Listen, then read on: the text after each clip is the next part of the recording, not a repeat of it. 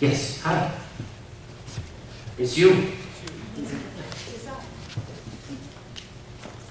Hi, I'm Mary Curtis. I'm from Hull. Very nice and to see you. I've been part of your grassroots, as you know, God bless you. since forever, it seems.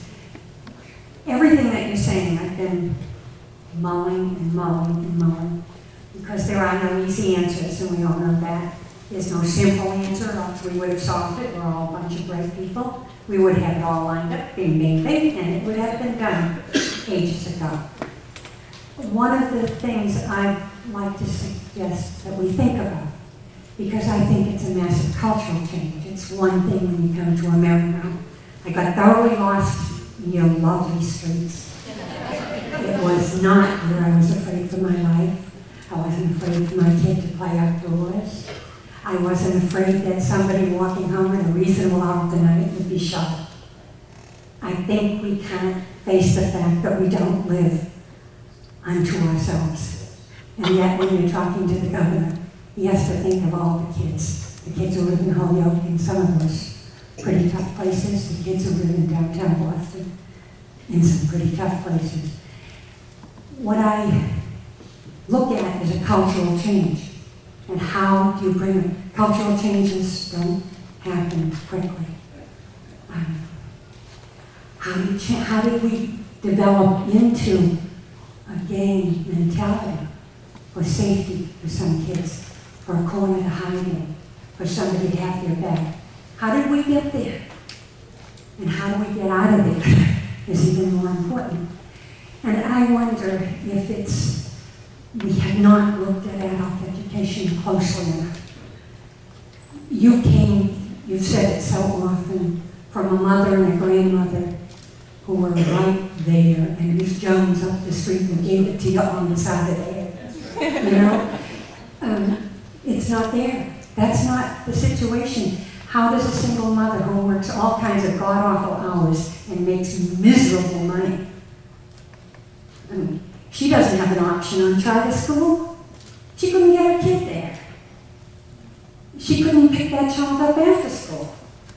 So where do we begin? Is it possible that if we take the Australian model, when you look up education on the computer in Australia's way out in front of us in so many ways. I've spent my whole professional life in education.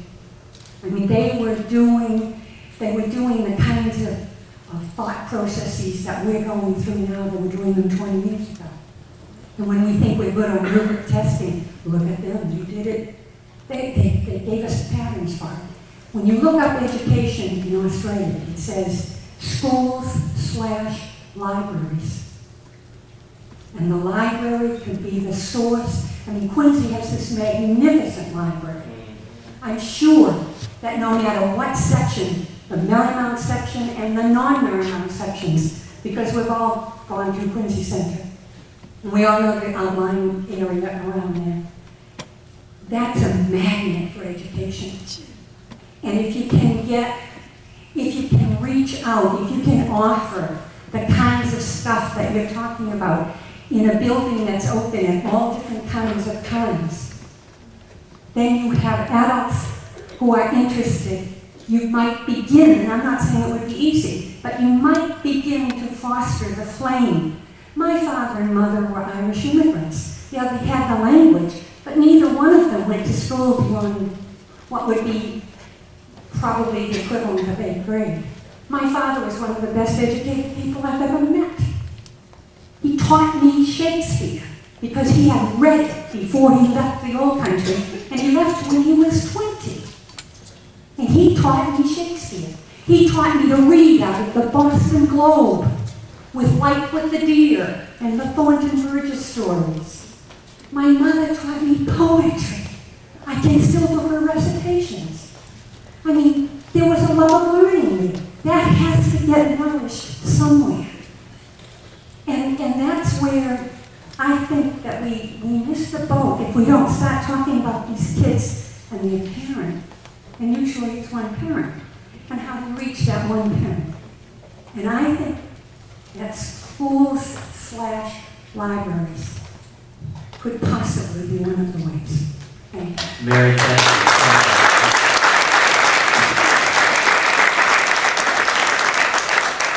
I just build on your point. I might define this school/communities, because the thing that you build here in the Merrymount School, or that I talk about in my own neighborhood, I think what we have to do, everybody's hungry for it. Everybody, kids and adults, are hungry for it. What we have to do is be willing to try some new models for that, because simply, you know my story, and Ms. Jones down the street, and being under the jurisdiction of every adult on the block.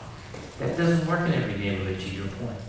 And so maybe the school building has to serve that role. Maybe not necessarily the teaching staff. Maybe it's additional adults, other adults.